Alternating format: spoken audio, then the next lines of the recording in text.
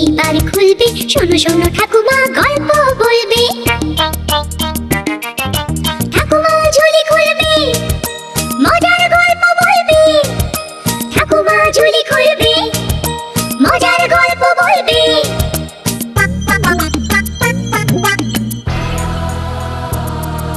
গা ছমছম কি হয় কি হয়, কখনো মজার কখনো বা ভয়। গা ছমছম কি হয় কখনো মজার কখনো বা ভয়। পশু পাখি রাজা রানী ভূত পেতনি, চোখের সামনে সব হাঁটবে চলবে কথা বলবে। ঠাকুমা ঝুলি খুলবে, মজার গল্প বলবে। ঠাকুমা ঝুলি খুলবে, মজার গল্প বলবে। ঠাকুমা ঝুলি খুলবে।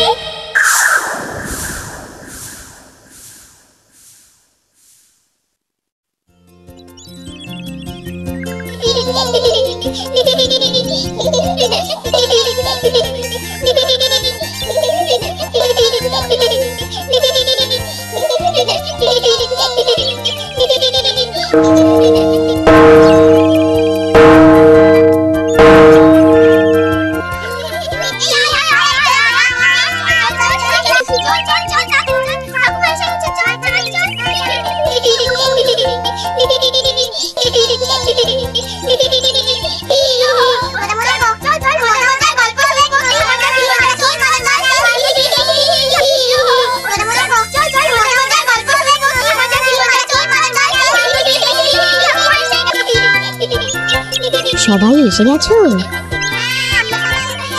এবার তাহলে চুপ করে বসো, আমি আমার ঝুলি থেকে গল্প বার করি। শোনো, এক গ্রামে এক দরিদ্র ব্রাহ্মণ আর ব্রাহ্মণী বাস করত। একদিন সেই ব্রাহ্মণ ভিক্ষে করে বাড়ি ফেরে। কি গো, আজ কিছু ভিক্ষে পেলে? একটু আতপ চাল, একবেলার অন্ন জুটেছে। আজ রাতে আবার উপবাস করতে হবে। এইভাবে তো আর চলে না। ভগবান কি আমাদের দিকে মুখ তুলে চাইবেন না? তা ভগবানই জানেন।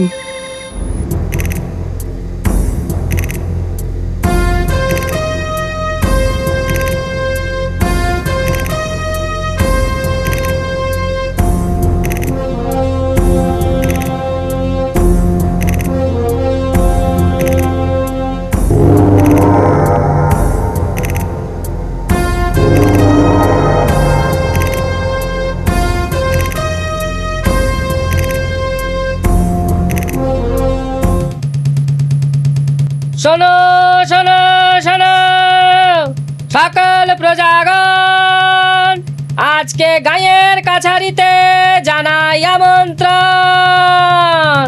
যার যেমন আরজি, নালিশ কি আবদার, সবার কথা শুনবেন আজ মহান জমিদার। ওগো শুনলে, মনে হয় ভগবানের দয়া হয়েছে। দেরি না করে যাও না জমিদারের সভায়। আমাদের দুঃখের কথা শুনলে উনি নিশ্চয়ই কিছু বিহিত করবেন। বলছো যখন যাই, তবে মনে হয় না এই পোড়া কপালে ভালো কিছু হবে।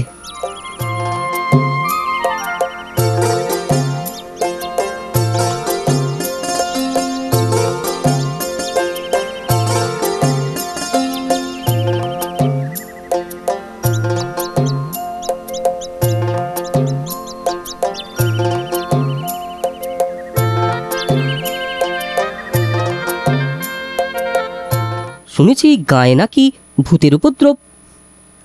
আগে হ্যাঁ হুজুর, গাঁয়ের উত্তর দিকে একটা বড় অসত্য গাছ আছে, সেই গাছেই ভূতেদের বাসা। তাই নাকি? বেশ বেশ। নায়েব, দিনের বেলায় ভয় নেই তো?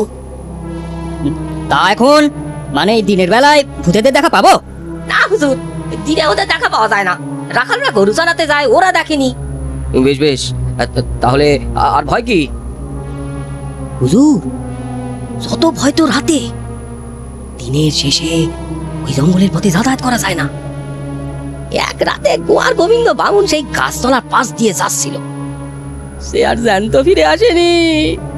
ভূতিরা তাকে মেরে নিজেদের দল ভারী করেছে। হুজুর, সেই থেকে রেতে আর কেউ সেদিকে যেতে চায়নি। বুঝলাম, ভয়ানক কাণ্ড।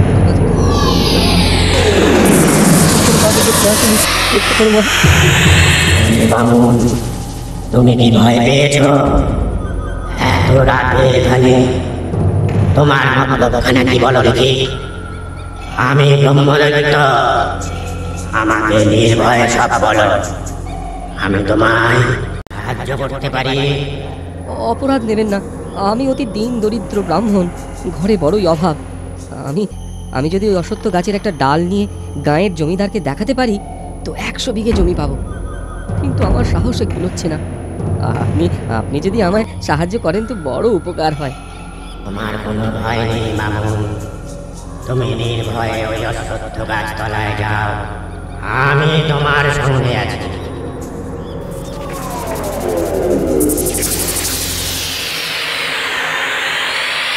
ব্রহ্মদৈত্যর কথায় সাহস পেয়ে ব্রাহ্মণ অশ্বত্থ গাছতলায় গিয়ে একটা ছোট ডাল কাটার জন্য যে এমনি দায়ের কোপ লাগিয়েছে অমনি হুড় দূর দাঁড় করে সামনে এসে দাঁড়ায়।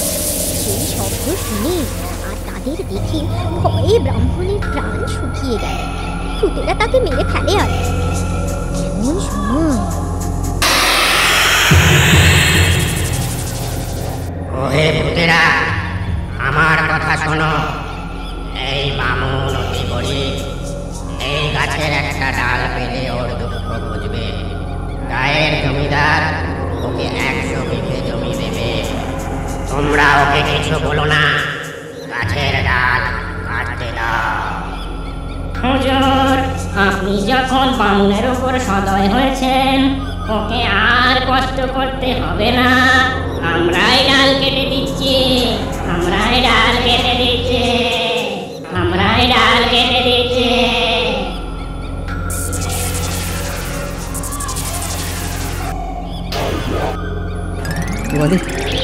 তোমাদের উপকার আমি চিরকাল স্মরণে রাখবো।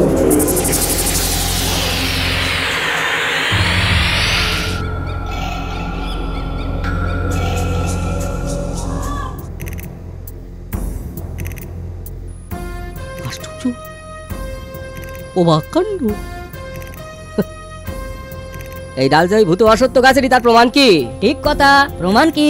এই চলো তো, সবাই চলো, দিনে ডাল ওই দেখে আসি ওই ডাল ওই ভূত অসত্য গাছেরই কিনা।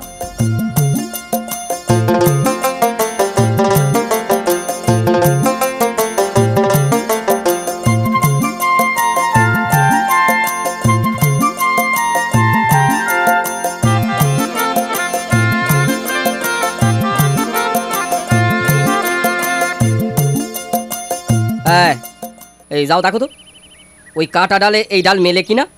যাও যাও, ওঠো গাছের উপর ওঠো, যাও। হুজুর, এ ডাল এ গাছেরই। বামুনের সাহস আছে।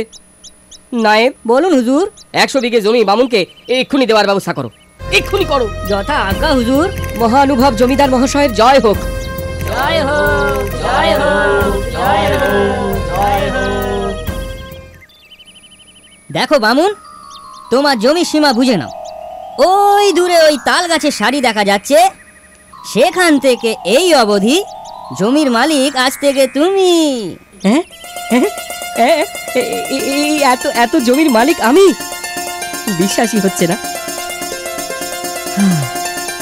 এসবই তার দয়া। ধানগুলো পেকেছে বলো? সেটাই তো চিন্তার। 2-1 দিনের মধ্যে না কাটলে সব ধান নষ্ট হয়ে যাবে। 100 বিঘে জমির ধান মজুর লাগিয়ে কাটাবো, সে পয়সা কোথায়? তবে উপায়? উপায় একটা আছে। ভাবছি সেই দয়ালু ব্রহ্মদত্তের কাছেই যাই, তিনি নিশ্চয়ই একটা কিছু করবেন। তোমায় কি ভূতে পেয়েছে? বারবার গেলে উনি যদি রুষ্ট হন? না না, আর গিয়ে কাজ নেই, শেষে হিতে বিপরীত হতে পারে। এই তোমার এক ভয়, উনি সেরকম মানুষ সেরকম ব্রহ্মদৈত্যই নন। দেখো সব ঠিক হয়ে যাবে, একটা উপায় উনি করবেনই।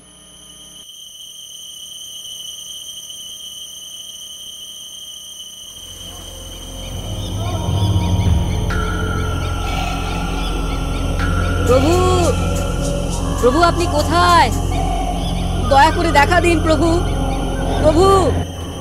কি হে বামুন, আবার এসেছো কেন? কি প্রয়োজন?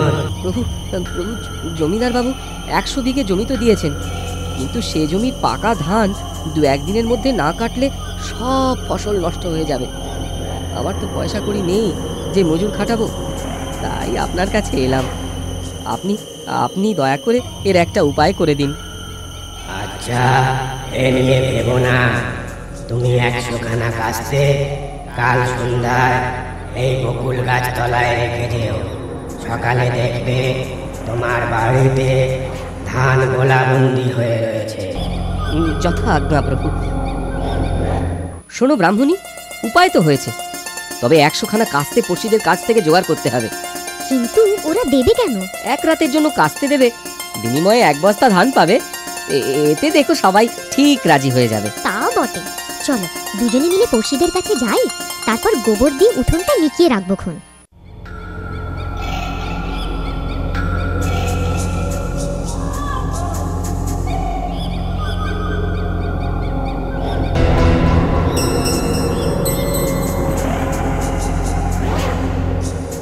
ওহে ভূতেরা, ওই দেখো 100 খানা কাস্তে।